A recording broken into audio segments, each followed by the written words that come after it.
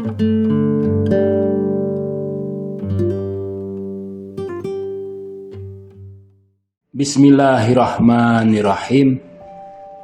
Nahmadullaha wa nasta'inuh biquwwatihi allati aqama biha malakutul ardi was sama' wa bikalimatihi allati ansa'a biha nas'atil akhirah wal ula ala tahdzibil quwa al qabilah li istikmali wa islahil ukul al munfa'ilah anil ma'ani wal ahwal lil ittisal bil aqlil fa'al wa nusalli ala Muhammadin al mab'uts bi kitabillahil wa nurihil munzal ma'ahu ala kafatil khalqil ajmain wa alihi wa auladihi al mutahharina an arjasit tabi'ah al muqaddasina an dulumatil wahmi bi anwaril haqqi wal yakin. Bismillahirrahmanirrahim. Saudara-saudaraku yang berbahagia, Muhammad Wahidi dalam kitab Faqwa no Faqehoye dari Islam, atau yang diterjemahkan dalam bahasa Inggris Furities and Infurities in Islam, merilis sejumlah hal-hal yang akan mensucikan manusia. Yang pertama adalah zat Allah yang maha menyucikan. Allah subhanahu wa ta'ala berfirman, ma yuridullahu liyaj'ala alaikum min harajin walakin yuridu liyutahhirakum wa liyutimma ni'matahu alaikum la'allakum tashkurun. Yang artinya, Allah tidak ingin menyulitkan kalian dengan segala perintah, aturan, dan syariat itu. Allah bukan ingin membuat kalian susah, tetapi kata Allah, liyaj'ala walakin yuridu liyutahhirakum. Tapi Allah ingin membersihkan kalian, wa liyutimma ni'matahu alaikum la'allakum tashkurun, dan menyempurnakan nikmat-nikmatnya bagimu agar kamu bersyukur.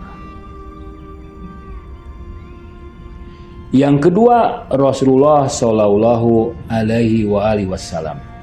Allah Subhanahu Wa Taala menegaskan status Rasul sebagai manusia yang dapat menyucikan.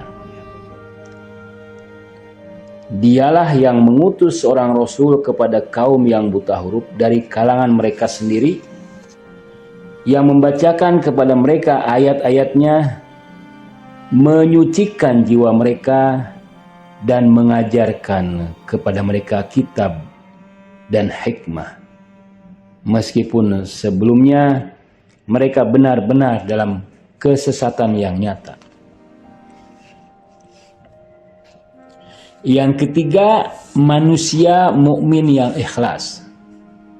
Rasulullah mengatakan, perumpamaan seorang mukmin yang ikhlas itu ibarat air.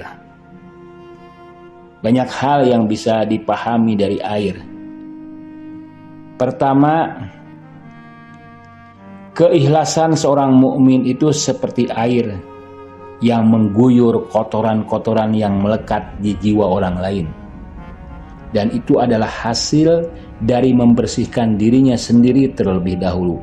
Tazkiyatun nafs. Air adalah sumber kehidupan, maka manusia mukmin juga menjadi sumber kehidupan spiritual bagi orang lain. Air yang jernih adalah air yang bersih dari segala kotoran. Demikian juga dengan manusia mukmin. Dia selalu dalam keadaan bersih dari segala sifat buruk. Sifat air itu lembut. Jadi seorang mukmin juga memiliki sifat yang lembut.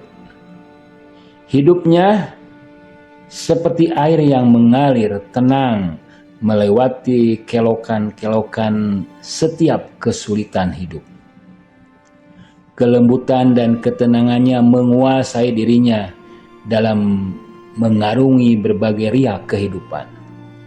Dia bisa menyesuaikan dirinya, menyelaraskan dirinya dengan segala hal. Dia bisa beradaptasi dalam segala situasi dan zaman. Air itu bisa menyatu dengan yang lain. Seorang mukmin juga bisa akrab, bisa dekat, bisa bergaul dengan siapapun. Air bisa memadamkan api. Seorang mukmin yang tulus, yang ikhlas adalah orang yang memilih kesenyapan, kesendirian, kesejukan, dan bukan percekcokan.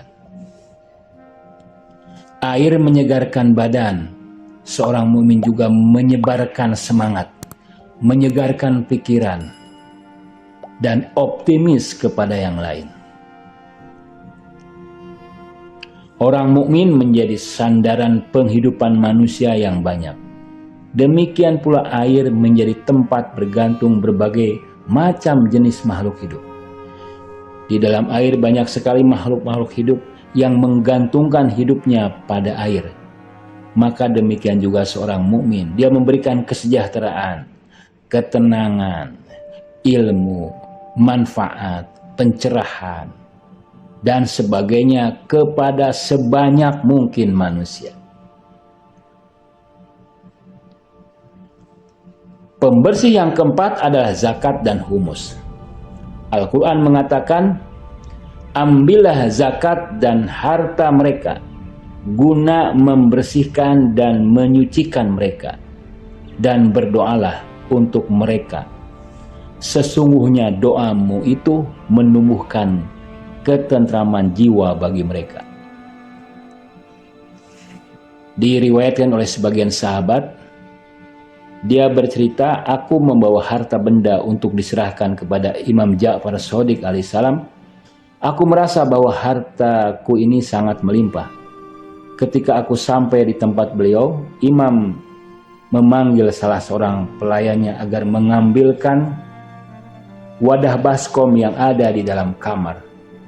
Kemudian beliau berbicara, dan saat baskom itu dibawa ke dekat beliau, wadah baskom itu menumpahkan uang dinar emas yang menghalangi diriku dan sang pelayan.